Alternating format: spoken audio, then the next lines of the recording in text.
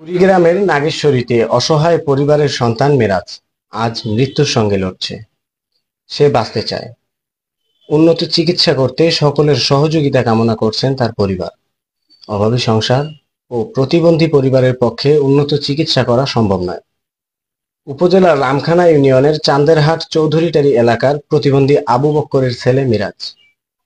সে দীর্ঘদিন হতে ক্যান্সার রোগে আক্রান্ত। অর্থের অভাবে চিকিৎসা করতে না পারায় মৃত্যুর সঙ্গে লড়াই করছে সে। তাই চিকিৎসার জন্য আর্থিক সাহায্য সহযোগিতা এবং দ্রুত সুস্থতা ও সকলের দোয়া কামনা করছেন মেরাজের পরিবার।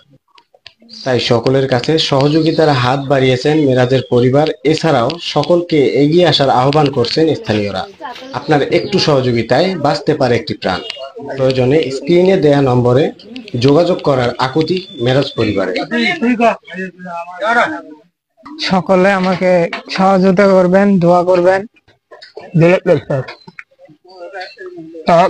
গরিব মানুষ সবাই কিছু দান করবেন।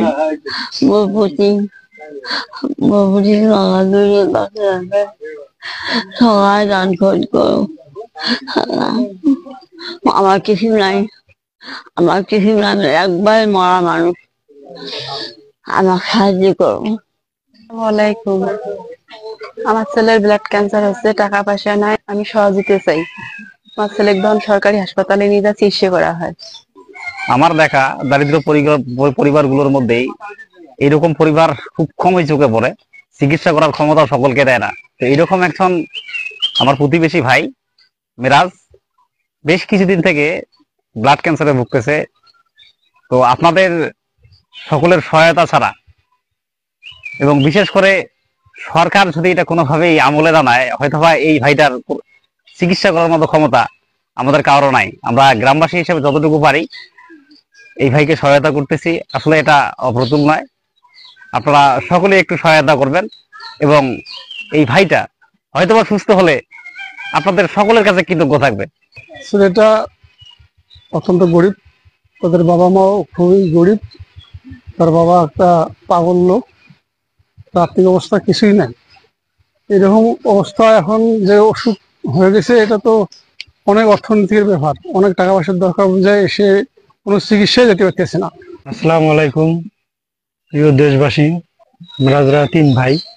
মেরাজ হলো বড় আর ওর ছোট 2 জন। মেরাজের ব্লাড ক্যান্সার, বাবা তো পাগল, প্রতিবন্ধী, কাজকর্ম করতে পারে না, অভাবী সংসার, চিকিৎসা করার মতন অর্থ সম্পদ নাই। সরকার যেন এই দৃষ্টিতে দেখে, ওর জন্য চিকিৎসার ব্যবস্থাটা অন্তত করে। মেরাজ অত্যন্ত গরিব ছেলে, ছোট্ট মানুষ।